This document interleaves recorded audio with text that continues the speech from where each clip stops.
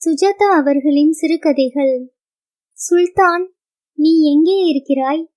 அந்த நாள் என் சந்தோஷ நாள். எனக்கு வேலை கிடைத்து அப்பாயின்மெண்ட் ஆர்டர் வந்திருந்தது. அதை மாலதியிடம் காண்பிக்க சென்றபோது அவள் ஊருக்கு கிளம்ப தயாராக 4 அவசர சாரிகளை பெட்டிக்குள் அடைத்து கொண்டிருந்தாள். மாலதி, எனக்கு வேலை கிடைத்து விட்டது. மாலதி மற்றொரு சாரியை கசக்கி அடைத்தாள். அவள் முகம் என்னவோ போல் இருந்தது. ஏன் மாலதி, என்னவோ போல் இருக்கிறாய்? மாலதி என்னை வெறித்து பார்த்தாள். நான் இனி இந்த வீட்டில் ஒரு கணம் தாமதிக்கப் போவதில்லை. சொந்த அப்பாவாக இருந்தால் என்ன? This is the limit. நான் போகிறேன். இரு, எங்கே போகிறாய்? எங்கேயாவது. அவள் கண்களில் நீர் ததும்பியது. கமான், அவசரப்படாதே. என்ன நடந்துவிட்டது? அப்பா ஸ்டார் டஸ்டை நிறுத்திவிட்டாரா? மாலதி, நீ போய்விட்டால் டாக்டர் அவர்களை பார்த்து கொள்வது யார்? ஒரே ஓர் அப்பா இல்லையா? பார்த்து கொள்வதற்கு ஆள் கிடைத்து விட்டான். மாடிக்கு போய் பார். உனக்கு போட்டியாக மற்றொரு சிநேகிதன் வந்திருக்கிறான். சுல்தான். எனக்கு திரைக்கதை, வசனம், டைரக்ஷன் புரியவில்லை. சுல்தான், இந்த பெயரை எங்கேயோ பார்த்திருக்கிறேனே. ச்சே, அப்படி இருக்காது. எனக்கு போட்டியாக ஒரு சுல்தானா? 3 தாவலில் மாடி ஏறினேன். கதவு சாத்தி இருந்தது. டாக்டரின் குரல் கேட்டது. அப் சுல்தான், அப். அப்படி சுல்தான், அப். அப்படி அப். புரியவில்லை.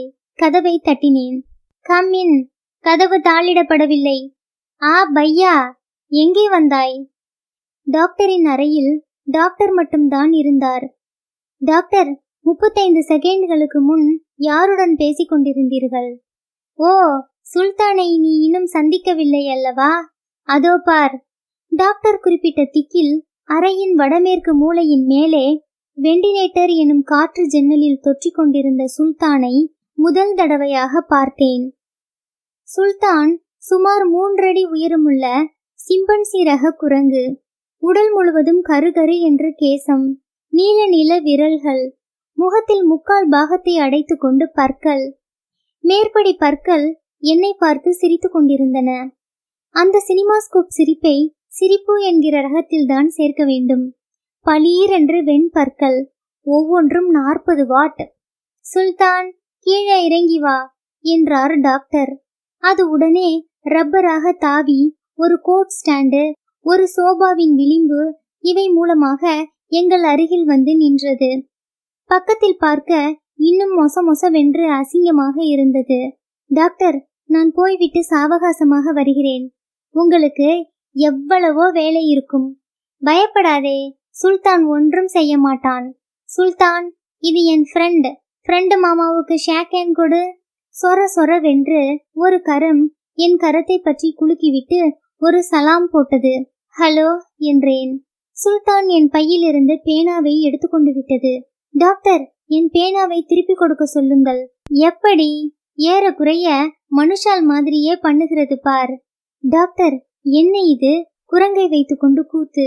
எங்கே பிடித்தீர்கள் இக்குரங்கை? எதற்காக? ஐயோ, என் பேனாவை கடிக்கிறதே.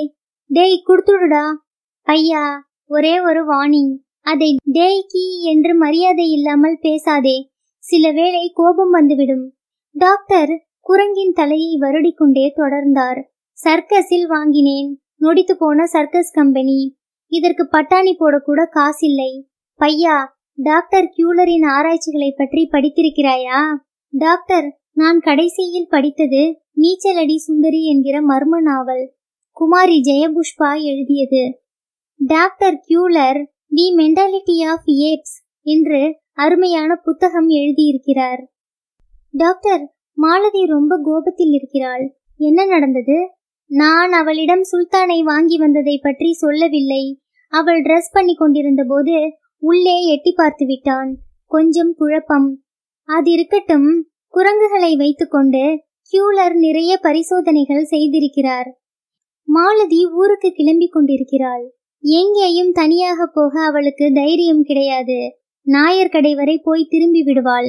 அவளுக்கு என்னை விட்டு இருக்க முடியாது. கியூலர் கெஸ்டால்டின் சைக்காலஜியை நிரூபிப்பதற்கு குரங்குகளுக்கு சில புத்திசாலித்தனமான காரியங்களை கற்றுக் கொடுத்தார். உதாரணத்துக்கு, இதோ பார். கம் சுல்தான். எனக்கு கெஸ்டால்ட்டின் மனோதத்துவத்தில் ஈடுபாடு அதிகமில்லை என்று சொன்னதை பொருட்படுத்தாமல் டாக்டர் அவர்கள் அறையின் மூலையில் இருந்த கூண்டுக்குள் சுல்தானை அழைத்துச் சென்றார். அதை கூண்டுக்குள் அடைத்து பூட்டினார். சுல்தான் உள்ளே திருத்தண்டி சந்நியாசி மாதிரி குதித்தது. டாக்டர் அலமாரிக்கு சென்று ஒரு நீளமான பச்சை நாடன் வாழைப்பழத்தை எடுத்து கூண்டின் அருகில் கொண்டு வந்து சுமார் 8 அடி தள்ளி வைத்தார். 2 சிறிய மூங்கில் குச்சிகளை கூண்டுக்குள் சுல்தானிடம் கொடுத்தார். பையா, வேடிக்கையை பார். சுல்தான் முதலில் தன் உடம்பை ஹடயோகியை போல் நீளமாக இழுத்து வாழைப்பழத்தை எட்ட பார்த்தது. முடியவில்லை. ஒரு குச்சியை எடுத்துக்கொண்டு அதனால் வாழைப்பழத்தை எட்ட பார்த்தது. குச்சி நீளம் போதவில்லை. சுல்தான் மற்றொரு குச்சியை வைத்து முயன்று பார்த்தது. அதுவும் நீளம் போதவில்லை. 2 குச்சிகளையும் கீழே போட்டுவிட்டு சற்று நேரம் கூண்டுக்குள் பின்கை கட்டிக்கொண்டு எலெக்ஷனில் தோற்றவன் போல உலாத்தியது. திடீரென்று ஞானோதயம் பிறந்தது போல ஒரு மூங்கிலை எடுத்தது. அதன் நுனியில் கடித்து நீல வாக்கில் கொஞ்சம் பிலாச்சாய் பிளந்து கொண்டது. அந்த பிளவில் மற்றொரு குச்சியை செருகிக் கொண்டது. அப்போது நீளம் போதுமானதாக இருந்தது. லாவகமாக வாழைப்பழத்தை குச்சியால் தன் பால் நகர்த்தி எடுத்துக்கொண்டு விட்டது. பார்த்தாயா? Remarkable doctor. சுல்தான், நீ ஒரு ஜீனியஸ். ஜீனியஸ் அவன் இல்லை, கற்றுக் கொடுத்த நான். இன்னும் என்னவெல்லாம் செய்யும்? மோர்சிங் வாசிக்குமா? இதுவரை கியூலரின் ஆராய்ச்சிப்படிதான் கற்றுக் கொடுத்திருக்கிறேன். இனிதான் டாக்டர் ராகவானந்தம் வருகிறார். டாக்டர் அலமாரிக்கு சென்று சிறிய பட்டாணி அளவில் 2 சமாச்சாரங்களை எடுத்து வந்து எனக்கு காட்டினார். இது என்ன தெரியுமா? மெர்குரி செல் பேட்டரி. இது ஒரு சின்ன எலக்ட்ரானிக் சர்க்கியூட். பேட்டரியிலிருந்து சக்தி கொடுத்தால் இதிலிருந்து சின்ன சின்ன அலைகள், மின் துடிப்புகள் கிடைக்கும். இந்த இரண்டையும் இணைத்து சுல்தானின் தலையில் ஆக்சிபிட்டல் பாகத்தில் பொருத்த போகிறேன். சுல்தானின் மூளைக்கு சிறிய மின் அதிர்வுகள் கிடைக்கும் போது நடக்க போவது என்ன தெரியுமா? நீ மைக்கேல் கிராடைனின் டெர்மினல் மான் படித்தாயா? டாக்டர், நான் சமீபத்தில் படித்தது நீச்சலடி. நிகழப்போவது மனித சரித்திரத்தில் ஒரு மைல்கல். சுல்தானுக்கு அறிவு கிடைக்க போகிறது. சுல்தான் இப்போது இருப்பதை விட 10 மடங்கு அறிவு பெறப் போகிறான். டாக்டர், ஏற்கனவே என் பேனாவை கடித்து உண்டு இல்லை பண்ணிவிட்டது. குரங்குக்கு எதற்கு அறிவு கொடுக்க வேண்டும்? இதில் ஒரு சிக்கல். நல்ல வேளை, தன் தலையில் இந்த கருவியை பொருத்தவிட மாட்டேன் என்கிறான் சுல்தான். என் ஒருத்தனால் சமாளிக்க முடியவில்லை. எனவே நீ கொஞ்சம் ஒத்தாசை செய்தால் காரியம் நிறைவேறும். நோ நோ நோ டாக்டர், எனக்கு குரங்குகளிடம் அவ்வளவு பரிச்சயம் இல்லை. எங்கேயாவது பிடுங்கி வைத்தால். சேச்ச, பல் ஒவ்வொன்றும் எவ்வளவு தீர்க்கமாக வளர்ந்திருக்கிறது பாருங்கள். ஐயா, உதவி செய்ய மாட்டாயா? இல்லை டாக்டர், நான் உங்களுக்கு எவ்வளவோ உதவி இருக்கிறேன். ஆனால் குரங்கு வேலை வேண்டாம். என்னை மன்னித்து விடுங்கள். என்னால் முடியாது. அப்படியா? ஆம். டாக்டர், முடியாதா? முடியாது சுல்தான் என்றார் டாக்டர். சுல்தான் நிமிர்ந்தது. ஷகுலா ஜரஹாண்டா. என்ன டாக்டர் அது? குரங்கு பாஷையா? ஹஹஹ. என் சிரிப்பு உறைந்தது. சுல்தான் தன் பற்களை ஹார்மோனிய கட்டைகள் போல் விரித்து என் எதிரில் வந்து நின்றது. ஒரு தடவை எம்பி குதித்தது. ஒரு தடவை பாதி உட்கார்ந்து நிமிர்ந்தது. படபட என்று தன் தொடைகளில் தாராசிங் போல தட்டி கொண்டது. டாக்டர், எனக்கு பயமாக இருக்கிறதே. என்ன செய்ய போகிறது? சுல்தான் லபக் என்று என் தலைமேல் ஏறி டென்னிஸ் ரெஃப்ரி போல உட்கார்ந்து கொண்டது. Doctor, this is blackmail. என்ன இது? இறங்க சொல்லுங்கள். நான் தலையை அசைக்காமல் கரகம் ஆடுபவன் போல் 2 கைகளையும் நீட்டி பேலன்ஸ் பண்ண வேண்டியிருந்தது. Doctor, please. அவர் சும்மா இருந்தார். டாக்டர், நீங்கள் என்ன வேண்டுமானாலும் கேளுங்கள். எத்தனை குரங்குகளை வேண்டுமானாலும் பிடித்துக் கொள்கிறேன். இதை இறங்க சொல்லுங்கள். தட்ஸ் அ பாய். சுல்தான், இறங்கு. இறங்கிவிட்டது. நீ பிடித்துக் கொள்ள வேண்டாம். நான் பிடித்துக் கொள்கிறேன். நீ தலையில் பேண்டேஜ் போல இந்த சாதனத்தை கட்டிவிட வேண்டும். அவ்வளவுதான். செய்கிறேன் டாக்டர். டாக்டர் அவர்கள் சுல்தானை பிடித்துக் கொள்ள அந்த 2 சாதனங்களையும் பதித்து பேண்டேஜ் போல என்னை தலையில் இருக்க கட்ட சொன்னார். சுல்தான் தன் பற்களை விரித்து என்னை பார்த்த பார்வையில் உன்னை அப்புறம் கவனித்துக் கொள்கிறேன் என்றது. இது சாதாரணமாகவே புத்திசாலி குரங்கு. இதற்கு மூளையில் பல்ஸ் கொடுத்தால் இதை சமாளிப்பது சற்று சிரமமாக இருக்கலாம். கூண்டுக்குள் அடைத்து விடலாம் என்று சுல்தானை கூண்டுக்குள் அடைத்து பூட்டிவிட்டார். நீயும் குரங்கு வித்தையில் சேர்ந்து கொண்டு விட்டாயா என்று குரல் கேட்டு திரும்ப, மாலதி, நீ ஊருக்கு போகவில்லையா? நல்ல வேலை என்றேன். டாக்ஸிக்கு அனுப்பியிருக்கிறேன் என்றாள். மாலதி, கேன்சல் பண்ணு உன் பயணத்தை. சுல்தானை கூண்டில் அடைத்தாகிவிட்டது.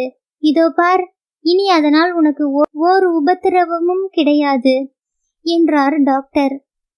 கூண்டில் அடைக்க வேண்டியது வேறு இரு ஆசாமிகளை. எத்தனை நாழி டாக்ஸி கொண்டு வர? மாலதி டார்லிங், இனிமேல் சுல்தானை கூண்டுக்குள் வைத்துதான் கண்காணிப்பேன். வாசலில் கார் ஹாரன் சத்தம் கேட்டது. மாலதி, போகாதே. இந்த குரங்கு இந்த வீட்டில் இருக்கும் வரை நான் இங்கே இருக்க போவதில்லை. காலையில் என்ன செய்தது தெரியுமா? சொன்னார். அன்பார்ச்சுனேட் என்றேன். மாலதி, டாக்டர் கியூலர் என்ற ஜெர்மானியர் என்றார் டாக்டர். பார்த்தாயா, ஆரம்பித்தாகிவிட்டது. டாடா. மாலதி பின்னே நானும் டாக்டரும் தொடர அவள் வைராக்கியமாக இறங்கி கீழே வந்தாள். வாசலில் டாக்ஸி இல்லை. வேறு ஏதோ கார் சத்தம் கேட்டிருக்கிறது. மாலதி, இப்போது கூட லேட் இல்லை. இனி உனக்கு எந்த தொந்தரவும் கிடையாது. சுல்தானுக்கு மனிதத்தன்மை கொடுத்து விட்டேன், நாகரிகம் கொடுத்து விட்டேன். அவன் இனி பாத்ரூமுக்குள் எல்லாம் எட்டி பார்க்க மாட்டான். டாக்டர் அவர்கள் மேலே தொடர்வதற்குள் மாடியில் டனாங் என்று சில்லறை இறைபடுவது போல சத்தம் கேட்டது. டாக்டர், அது என்ன சத்தம்? கண்ணாடி உடைந்திருக்கும் என்றாள் மாலதி. இல்லையே, கூண்டுக்குள் பூட்டி வைத்து விட்டுதானே வந்தோம். பையா, வா பார்க்கலாம். நீங்கள் போய் பாருங்கள். நான் மாலதியுடன் சற்று நேரம். டாக்டர், என்ன? என் அப்பாயின்மெண்ட் லெட்டர், என் வேலை, அதை மாடியில் வைத்து விட்டேன். கூண்டுக்கு அருகில் உள்ள மேஜையில். குரங்கு சாப்பிட்டிருக்கும், ஓடு என்றாள் மாலதி. எனக்கு திடீர் என்றது. டாக்டருடன் மாடிக்கு நானும் ஓடினேன். அறைக்குள் நுழைந்தபோது அறை காலியாக இருந்தது. கூண்டு திறந்திருந்தது. மேஜை மேல் வைத்திருந்த என் அப்பாயின்மெண்ட் லெட்டரை காணோம். சுல்தானையும் காணோம். டாக்டர், என் லெட்டர். பையா, என் குரங்கு. எங்கே அந்த சுல்தான்? சுல்தான், எங்கே ஒளிந்து கொண்டிருக்கிறாய்? வந்துவிடு. கண்ணல்லவா? பையா, என் ஆராய்ச்சி வெற்றி. வெற்றி எப்படி தப்பித்திருக்கிறது பார். அதற்கு அறிவு வந்துவிட்டது. மேஜை மேல் வைத்திருந்த சாவியை குச்சியால் தள்ளி எடுத்து பூட்டை திறந்திருக்கிறது. குரங்கு பூட்டை சாவி போட்டு திறந்திருக்கிறது. வெற்றி. டாக்டர், என் லெட்டரை அது ஏன் எடுக்க வேண்டும்? எங்கே அந்த சுல்தான்? அதற்கு பதில் போல கீழே வீல் என்று 5000 சைக்கிள் அலறல் கேட்டது. அங்கே விரைந்தோம். என்ன மாலதி, என்ன ஆச்சு? குரங்கு என்றாள். அதற்கு மேல் அவளால் பேச முடியவில்லை. பயம் தொண்டையை அடைத்தது. அதே சமயம் பின்கட்டில் இருந்த டாக்டர் வீட்டு சமயக்காரர் அரை டிராயர் அணிந்து கொண்டு பிரசன்னமானார். சார், டாக்டர் சார், இனி ஒரு நிமிஷம் அந்த பைத்தியக்கார வீட்டில் காரியம் செய்ய மாட்டேன். குரங்கு வளர்க்கலாம், ஆனால் இவ்வளவு செல்லம் கொடுக்க கூடாது. நேரா சமையல் அறைக்கு வந்து என் வேஷ்டியையும் துண்டையும் உருவி கொண்டு போய்விட்டது. சே. கையில் ஒரு காகிதம் வைத்திருந்ததா? ரிஜிஸ்டர் லெட்டர் என்றேன். அது என்ன இழவோ எனக்கு தெரியாது. மாலதி அம்மா, இந்த நிமிஷமே என் கணக்கை தீர்த்து விடுங்கள். வேஷ்டியையா உருவிற்று? உருவக்கூடாதே என்றார் டாக்டர். இன்னும் கொஞ்ச நாள் இருந்தா டிராயரையும் உருவி இருக்கும். பையா, விபரீதம். அதன் தலையில் இருக்கும் சாதனத்தை எடுத்துவிடக்கூடும் இல்லையா? முதல்ல குரங்கையே காணுமே டாக்டர்.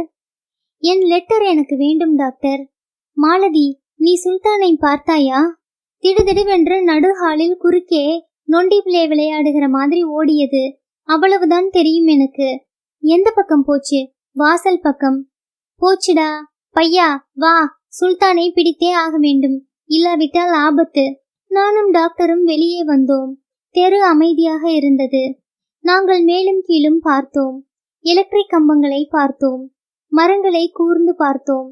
சுல்தான், சுல்தான் என்று செல்லமாக கூப்பிட்டு பார்த்தோம். டாக்டர், அதோ பாருங்கள். சாலை நடுவே குரங்கின் காலடிகள் மாதிரி தெரிந்தது.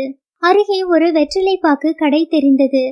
கடைக்காரரிடம் சென்று, ஐயா, இந்த பக்கம் ஒரு கருங்குரங்கு போயிற்றா என்று கேட்டேன். அந்த ஆள் என்னை ஒரு விதமாக பார்த்தார். அதே சமயம் எதிர் வீட்டிலிருந்து ஒரு நனைந்த ஆசாமி ஓடி வந்தார். மாணிக்கம், சட்டுன்னு ஒரு சோடா உடை, எனக்கு படபடப்பா இருக்கிறது என்றார். என்ன ஆச்சு சார்? கொஞ்ச நாளாவே எனக்கு தத்து பித்துன்னு காணா. ஆனா சொன்னா நம்ப மாட்ட. பகல்ல முழிச்சுக்கிட்டு இருக்கிற போது எனக்கு கனா வருகிறது. தலையிலே முண்டாசு கட்டி கொண்டு ஒரு ஆப்பிரிக்க தேசத்து குரங்கு பாத்ரூம் வழியா எட்டி பார்த்து ஒரு பேப்பரை ஆட்றாப்ல. சோடா சார், அந்த பேப்பர் என் அப்பாயின்மெண்ட் லெட்டர் சார். எங்கே அந்த குரங்கு? அப்ப குரங்கு நிஜமா? ஆம். அப்ப வீட்டுக்குள்ளே இருக்கு. குரங்கு உங்களுதா? அறிவு கெட்ட பசங்களா, என்னடா இது அக்கிரமம்? முண்டாசை கட்டிவிட்டு குரங்கை உள்ளுக்குள்ளே விட்டு வேடிக்கை பாக்குறீங்களா? எனக்கு சப்த நாடியும் அடங்கி போச்சு சார். இதை அப்புறம் சாவகாசமா உங்களுக்கு சொல்றேன். இப்ப அந்த குரங்கை முதலில் பிடிக்க வேண்டும். பையா, வா போகலாம் என்று டாக்டர் கடையிலிருந்து ஒரு வாழைப்பழத்தை முறித்து கொள்ள இருவரும் அந்த வீட்டில் நுழைந்தோம். இக்கட்டாக இருந்த அந்த வீட்டில் ஸ்தம்பித்த ஒண்டு குடித்தனக்காரர்களை கடந்து குறிப்பிட்ட பாத்ரூமை எல்லாம் தேடி அரை அறையாக தேடி பின்கட்டு சென்றோம். சுல்தான் சாதுவாக சப்பனம் கட்டி கொண்டு ஒரு வயதான பாட்டிக்கு எதிரே உட்கார்ந்திருந்தது. அந்த மாது கண்களை இடுக்கி அதை உற்று பார்த்து, யாரப்பா நீ? நம்ம கிருஷ்ணசாமி புள்ளையாட்டம் இருக்கே என்று கேட்டுக்கொண்டிருந்தாள். நான் ரகசியமாக பைய பின்னால் இருந்து அணுக முயற்சிக்க சுல்தான் எங்களை பார்த்துவிட்டது. உடனே உயரமான பின்புற சுவரின் மேல் ஏறிக்கொண்டது. சுல்தான், நான் சொல்வதை கேள், வந்துவிடு என்றார் டாக்டர். சுல்தான், என் பேப்பரை கொடு என்றேன் நான். ஏன் சார், அந்த குரங்கு பேசுமா என்றது ஒரு குரல். கொசுவலை கொண்டு வரேன், அதை போட்டு பிடித்து விடலாம் என்றது மற்றொரு குரல். நான் ஓட்டு பக்கம் ஏறி மெதுவாக மறுபடி சுல்தானை பின்புறம் அணுகிவிட்டேன். தப்பித்து அந்த பக்கம் குதித்து விட்டது. பையா, சொல்வதை கேட்க மாட்டேன் என்கிறது. அந்த பக்கம் என்ன இருக்கிறது? சின்ன சந்து டாக்டர், சின்ன சந்து டாக்டர். சந்தின் முடிவில் தட்டி போட்டு அடைத்திருக்கிறது. சார், அந்த தட்டி கதவை திறக்கிறீர்களா? சந்தில் மடக்கி விடலாம். பையா, குரங்கு தெரிகிறதா? தெரிகிறது. 10 அடி தூரத்தில் ராஸ்கல் நின்று கொண்டிருக்கிறது. நானும் டாக்டரும் மெதுவாக நடந்தோம். எங்களுக்கு 10 அடி முன்னாலேயே சுல்தான் நடந்தது. சுல்தான், கண்ணே நில்லடா என்றார் டாக்டர். சந்தின் இறுதியில் தட்டி அடைத்திருந்தது. அதன் மேல் முதுகை வைத்துக்கொண்டு நின்றது. நாங்கள் அருகே வருவதை பார்த்ததும் தட்டியை பிரித்து கொண்டு அந்த பக்கம் சென்று விட்டது. நான் தட்டியை பிரித்து அந்த பக்கம் என்ன என்று பார்த்தேன். என் ரத்தம் உறைந்தது. அந்த பக்கம் ஒரு பொதுக்கூட்டம் நடந்து கொண்டிருந்தது. பேசுபவர்கள் எங்களுக்கு முதுகை காட்டிக்கொண்டு இருக்க, எதிரே திரளான மக்கள் குந்தி உட்கார்ந்து கொண்டு ஆ என்று வாயை பிளந்து பேச்சாளரை கேட்டுக்கொண்டு இருந்தார்கள். சுல்தான் முதலில் ஒரு மூலையில்தான் இருந்தது. யாரும் அதை கவனிக்கவில்லை. ஆனால் பக்கத்தில் ஒரு காவலர் இருந்தார். அவர் தொப்பி அருகில் இருந்தது. குமுறுகிறோம், கொதிக்கின்றோம், மக்களின் விருப்பத்தினையும் நலத்தினையும் சீரழிக்கும் பேச்சாளர். சுல்தான் அந்த தொப்பியை சைஸ் பார்த்து கொண்டு இருந்தது. என்று டாக்டர் சன்னமாக கூப்பிட்டார் சந்தினூடே. போலீஸ்காரர் கால் மாற்றி கால் போட்டு உட்கார்ந்து கொண்டார். சுல்தான் அவரை நிமிர்ந்து பார்த்தது. மத்திய அரசை கேட்கின்றோம் என்றார் பேச்சாளர். உங்களுக்கு விருப்பம் இருந்தால் வந்து எங்கள் அரியணையில் உட்கார்ந்து பாருங்கள். அது அரியணை அல்ல, முள். சுல்தான் அந்த காலி நாற்காலியில் போய் உட்கார்ந்து கொண்டது. மக்கள் பேச்சாளரின் உதடுகளிலேயே கவனமாக இருந்தார்கள். சுல்தான் என்று 8 பாயிண்ட் எழுத்துகளில் அதட்டி பார்த்தார் டாக்டர். வண்ணாரப்பேட்டை 63வது வட்டம் கிளை சார்பாக தலைவர் அவர்களுக்கு மலர் மாலை என்று சுல்தானுக்கு ஒரு மாலை போடப்பட்டது. அப்புறம் அங்கே நிகழ்ந்ததை விவரிப்பது சற்று சிரமமாக இருக்கிறது. டேய் குரங்குடா என்றது ஒரு குரல். அப்புறம் ஒரு சலசலப்பு. எதிர்கட்சிக்காரன் வேலைடா, தொப்பி மாட்டிக்கிட்டு இருக்குடா, டனாங் என்று ஒரு கோலி சோடா பாட்டில் மேடை நோக்கி விரைந்தது. அதை பிடித்து சுல்தான் திரும்ப எறிய, அமைதி அமைதி என்று ஒலிபெருக்கி அலற, அந்த கூட்டம் கலைந்த தேனீக்கூடு போல் ஆகிவிட தக்காளி பழம், முட்டை, ஒற்றை செருப்புகள் எல்லாம் பிரயோகமாக, டாக்டர் வாருங்கள், பின்பக்கமாக ஓடிவிடலாம் என்று நாங்கள் ஓட, எங்களுடனே சுல்தானும் ஓடிவர, பி பி என்று போலீஸ் விசில் சத்தம் கேட்க, என் தோளில் ஒரு முரட்டு கை பரவ மேஜிஸ்ட்ரேட் கனைத்து கொண்டார். கைதிகள் டாக்டர் ராகவானந்தம், முதுகுடுமி பெருவழுதி. இது அவர் சொந்த பெயரில்லை என்று நினைக்கிறேன். இருவரும் இபிகோ 268 பப்ளிக் நியூசன்ஸ் உடன் இபிகோ 289 இவ்விரு பிரிவுகளின்படி குற்றவாளிகளாக நிரூபிக்கப்பட்டு இருக்கிறார்கள். இருவருக்கும் தலா 500 ரூபாய் அபராதம் விதிக்கப்படுகிறது. அபராதம் செலுத்த தவறினால் 2 மாதம் சிறை தண்டனை என்று படித்தார். டாக்டர், என்னிடம் சில்லறையாக இல்லையே என்றேன். பையா, கவலைப்படாதே, யுவர் ஆனர், அபராத தொகையை செலுத்த தயாராக இருக்கிறோம். மாலதி என்றார். சபையில் தலைமறைவாக இருந்த மாலதி ஓரமாக வந்து, அப்பா, பேங்கில் மொத்தம் 550 ரூபாய் தான் இருந்தது என்றாள். நான் திடுக்கிட்டேன். டாக்டர் தலையை சொரிந்து என்னை நோக்கினார். இப்ப என்ன செய்வது? முதுகுடுமி ஜெயிலில் இருக்க வேண்டியதுதான். ஹியூலரின் அருமையான புத்தகம் கொண்டு வந்திருக்கிறேன், படித்தால் பொழுது போய்விடும். 2 மாதம் தானே என்றாள் மாலதி. இத்துடன் சுஜாதாவின் சிறுகதை சுல்தான் நீ எங்கே இருக்கிறாய் நிறைவுற்றது.